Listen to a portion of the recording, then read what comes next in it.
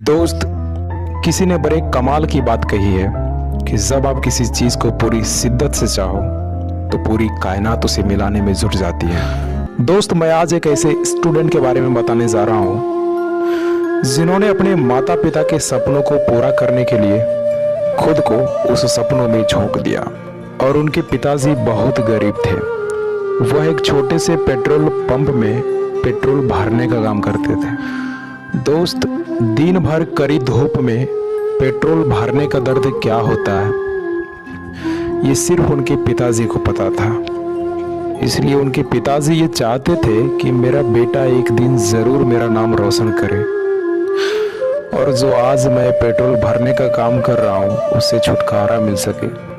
वो चाहते थे कि हमारा बेटा बहुत बड़ा आदमी बने, क्योंकि यार ये हर पिता का सपना होता है कि उनका बेटा मुझसे ज़्यादा हैसियत वाला हो, मुझसे ज़्यादा बड़ा बने। और दोस्त, एक दिन ये बात उनके बेटे ने सुन लिया कि मेरे पिताजी क्या चाहते हैं। और फिर सुनने के बाद उनके बेटे की आंखों में आंसू आ गया और उसने डिसाइड किया कि पापा, मैं ज़रूर आपके सपने को पूरा करूँगा, चाहे इसके लिए मुझे कितना भी मेहनत क्यों ना करना पड़े, मैं करूँगा, मैं तैयार हूँ पापा। उसके बाद वह लड़का सोचने लगा कि आखिर मैं क्या कर सकता हूँ जिससे मेरे पिताजी का नाम रोशन हो। तो उसने रिसर्च किया तो उन्हें पता चला कि देश का, हिंदुस्तान का सबसे टफेस्ट एग्ज़ाम और सबसे प्रतिष्ठित एग्ज़ाम जिन्हें आप यूपीएससी एग्ज़ाम कहते हैं, वो उन्हें क्रैक करने का सोच लिया। और उसने डिसाइड कर लिया कि मुझे यूपीएससी एग्ज़ाम ही क्रैक करना। And he decided to go Delhi Mukherjee Nagar for UPSC preparation. और जब इस एग्ज़ाम के बारे में अपने पिताजी को बताया तो दोस्त, पिताजी के बारे में कौन नहीं जानता, जेब खाली हो फिर भी मना करते नहीं देखा। मैंने पिता जैसा अमीर इंसान नहीं देखा। ये बात बिल्कुल सही है। और उसके पिताजी ने हाँ कर दिया। उन्होंने थोड़ा भी नहीं सोचा कि दिल्ली में कितना खर्च होगा और कैसे ट्यूशन फ़ी को मेंटेन करेंगे। और फिर उनके पिताजी ने अपने बेटे को दिल्ली भेज दिया यूपीएससी एग्ज़ाम के प्रिपरेशन के लिए। और साथ में पेट्रोल पंप से कमाया हुआ 10 से 15 हज़ार रुपये देकर अपने बेटे को भेज दिया दिल्ली। लेकिन दोस्त, जब वो लड़का दिल्ली जाकर कोचिंग के बारे में पता करता है तब उस कोचिंग का फ़ी 1.5 लाख सुनकर लड़के की आंखों में आंसू आ जाता है। और वो सोचने लगता है कि यार इतना पैसे पिताजी कहाँ से अरेंज करेंगे।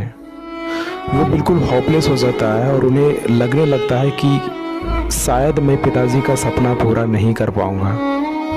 फिर वो लड़का अपने पिताजी को कॉल करके फ़ी के बारे में बताता है। तो पता है पिताजी क्या कहते हैं?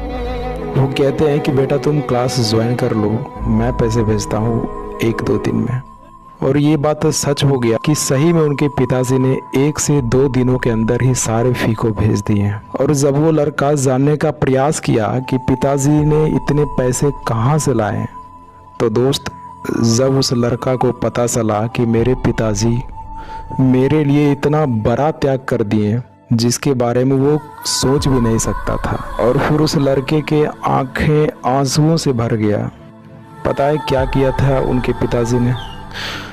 यार, उनके पिताजी ने अपनी पूरी ज़िंदगी की कमाई से बनाया हुआ घर बेचकर पैसे भेजे थे और वो खुद रेंट के मकान में रहने लगे थे। और ये बात सुनकर किसको रोना नहीं आएगा भाई।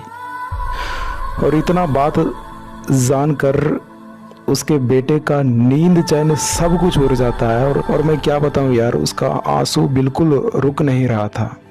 और उसने खुद से वादा किया कि मैं पिताजी के इस त्याग को बिल्कुल भी नहीं भूलूंगा और इस त्याग को मैं जल्द ही वापस लाऊंगा। और फिर वो लड़का अगले ही दिन दिल्ली में कोचिंग को ज्वाइन कर लिया और वो खूब मेहनत करने लगा, क्योंकि यार उसके मन में सिर्फ उनके पिता का त्याग और आत्मविश्वास दिखता था।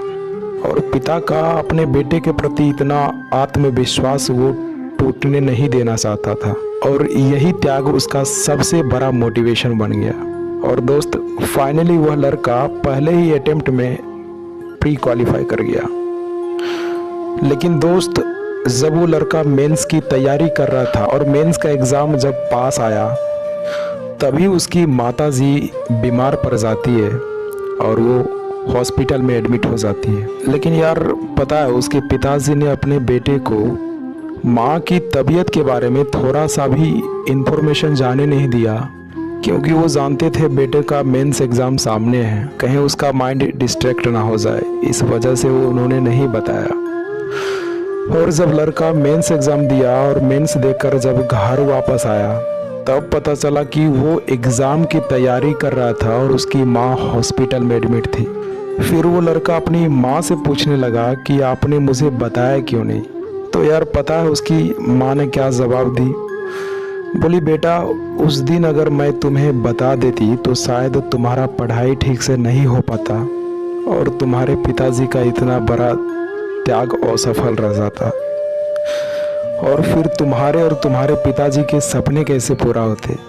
यार इतना बात सुनकर उसके बेटे फूट फूट कर रोने लगा और वो गॉड से प्रार्थना करने लगा कि हे भगवान, मेरा एग्ज़ाम निकल जाए, मेरा एग्ज़ाम निकल जाए। और दोस्त, अब वक्त आ गया था मेंस रिजल्ट आने का, और जैसे ही अपना रोल नंबर डालकर चेक किया तो दोस्त लड़के के आंखें खुशी के आंसू से भर गया, क्योंकि उसका मेंस एग्ज़ाम क्वालिफाई हो गया था। फिर उनके घर वाले पूरा खुश हो गए और फिर कुछ दिन बाद इंटरव्यू हुआ, इंटरव्यू भी क्वालिफाई कर गया। और दोस्त उनके घर वाले बहुत खुश थे कि मेरा बेटा सब एग्ज़ाम को क्वालिफाई कर गया। और दोस्त अब बारी आती है फाइनल रिज़ल्ट का। और दोस्त किसी ने बड़ा सही कहा है कि जो लड़का मेहनत के साथ पढ़ाई करता है ना, उसका मेहनत कभी व्यर्थ नहीं जाता।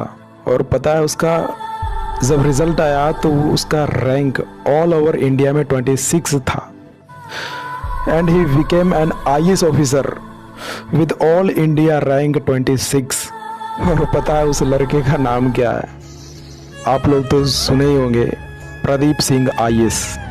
और यार उसके बाद उसके पिताजी की आंखों में खुशी के आंसू बहने लगा, जो हर स्टूडेंट का सपना होता है कि अपने अपने माता पिता के आंखों में खुशी का आंसू देखे। और दोस्त ये एक छोटी सी स्टोरी के माध्यम से मैं आपको इंस्पायर करना चाहता था, जिससे आपको लगे कि अगर वो कर सकता है तो मैं क्यों नहीं। और ये बात भी यहाँ पर ट्रू होता है कि जब आप किसी चीज़ को पूरी शिद्दत से चाहो तो पूरी कायनात उसे मिलाने में जुट जाती है।